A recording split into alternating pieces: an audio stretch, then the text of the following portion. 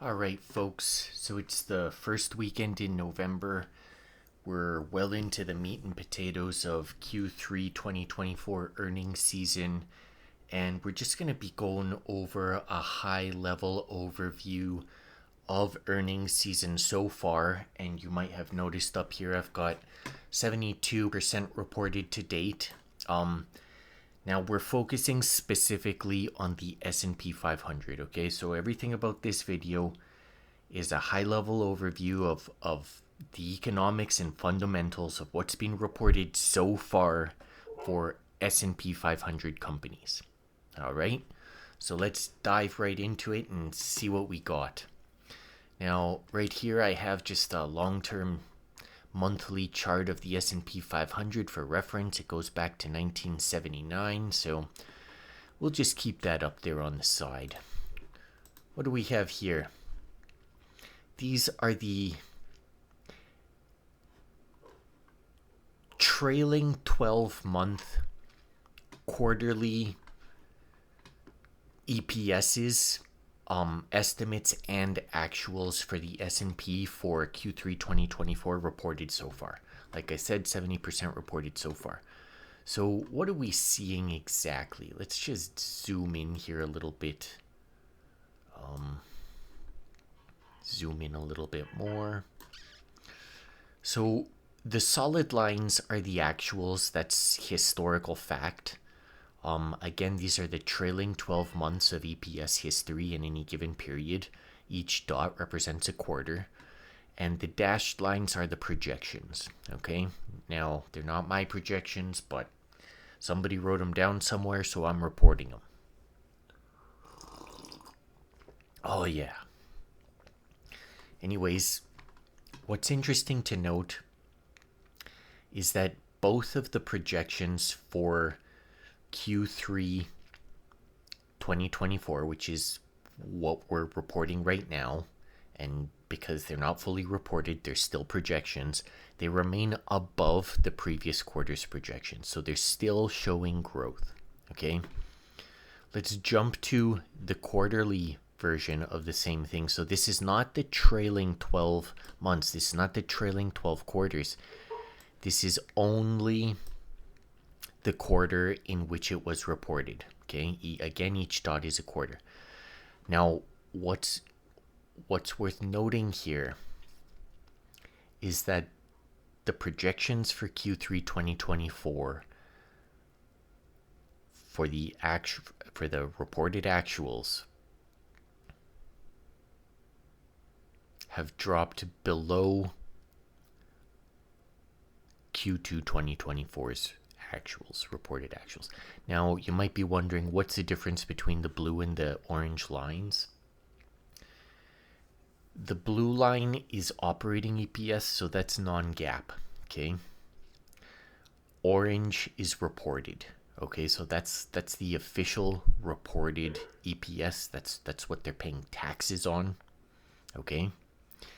And you can watch the equivalent video of this from last weekend when this was still just at like 38% or something like that. You know, we had a lot of heavy hitters report this week. But this number was still above the previous period. So, you know, that's you know, when I look at these long-term charts on the indexes, it almost looks like they're ready to turn over. Like it just, that's just the way it looks, folks. So when I start to see this, you know, that's that confirms that sentiment. So let's keep going and see what else we can come up with here.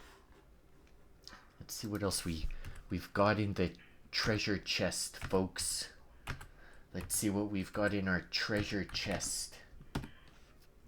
Okay, alrighty. Let's go like this. Okay, so this is just sort of like a different view of the same thing. Again, the teal are estimates, the orange are actuals. These taller bars are the trailing 12 months. These lower bars are just the quarter in question. But again, you can see the phenomenon right here where the reported, these are the ones that are being taxed, has dipped below the most recent actual. See that? Right here. 52.73, 53.12, 53.12, 52.73. So as we're securing earnings reported for the quarter, we're seeing a downtick in profits from Q2. Okay?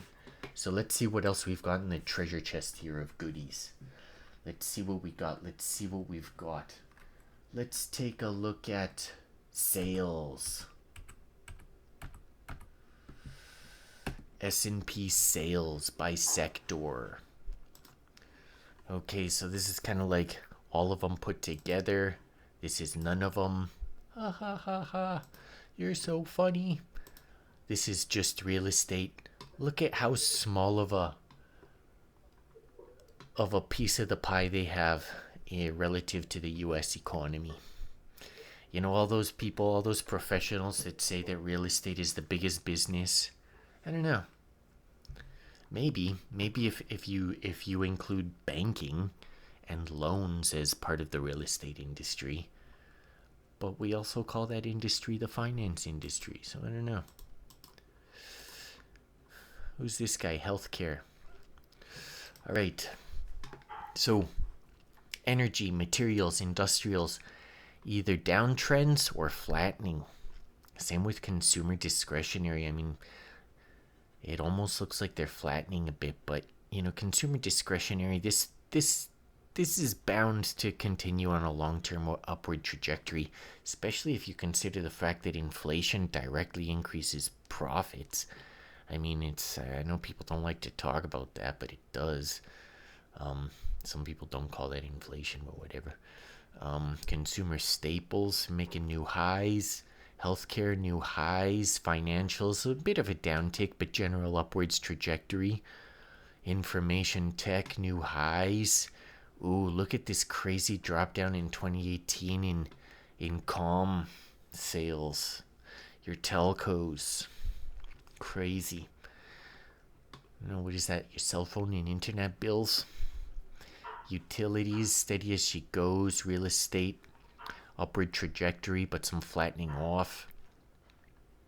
This is the general S&P. Looks like it's making new highs. This is the same thing, but in bar format. If you guys have an opinion of what you like better, just throw it in the comments. And while you're at it, why don't you hit that like and subscribe button? If you guys like what you see, and just do that. If you get me to 1,000 views and get me some subscribers, I'll keep doing these videos. Let's see what else we got in the goodie bag here. What else do we have? Let's see. What are we going to look at? Okay, let's look at the forward schedule visuals. Okay, so we've looked at the financials and fundamentals for a bit. Let's look what the future has in store for Q3 2024 earnings. Oh. Okay, so they start here. So this was last week, folks. This is just residual stuff. This is not just last week. This was specifically last Friday. Okay, that's the only data they pulled through from last week. So this was last Friday. See, you can see it's all just from Friday. This is what got reported. This was from Friday. You can see Exxon reported Dwight and Church and Dwight. Those are your condom makers and your baking soda makers. Cardinal Cruises. I love CBOE. Again, Exxon Mobil's. Okay, whatever. Church and Dwight. Yeah, there you go. T Rowe. Anyways. Okay, so this is the upcoming week, folks. This is week starting November 4th. So it's going to be heavy for healthcare, IT, utilities, and industrials. Let's just see how that's distributed over the course of the week. It's going to be busy right from the get-go, folks. It's going to be busy reporting for the S&P 500 all week next week. Again, healthcare, industrials, utilities, IT. It's a little word map. I don't know what you guys can see in here. Constellation Brands. What else do we have? Moderna, Coors, CVS Pharmacies, Fox News. What else do we have here? Qualcomm. Akamai. Halliburton, DuPont, Albemarle, Gilead, Motorola. All right, let's just keep rolling, folks. Okay, so this is the week starting November 11th. Okay, so this is the week starting November 11th. We're going to be heavy in consumer services and IT. Although, notice the scale, we're petering off, folks. So, Remembrance Day week, we're looking at Tuesday and Thursday for reports. Again, comm services, telcos, IT, Home Depot, Disney, Tyson Chicken, Applied, I don't know, is that AMAT, Applied Materials, Occidental Petroleum, Home Depot, Walt Disney. All right. Okay, so this is the week starting. For the week starting on November 18th, we've got, again, two consumer staples, two consumer categories.